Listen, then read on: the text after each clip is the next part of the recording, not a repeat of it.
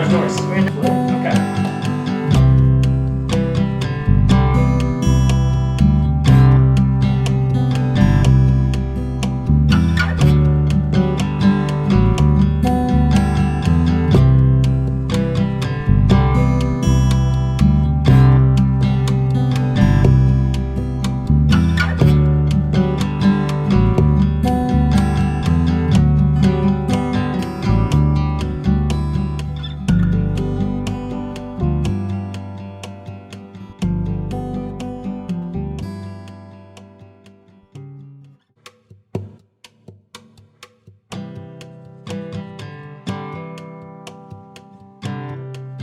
So we've just set up our MyQ internet gateway for our opener.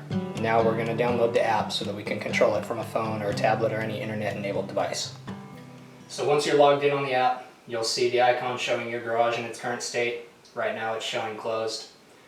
For this, go in, you hit the button and open up your garage door. Garage door is now open.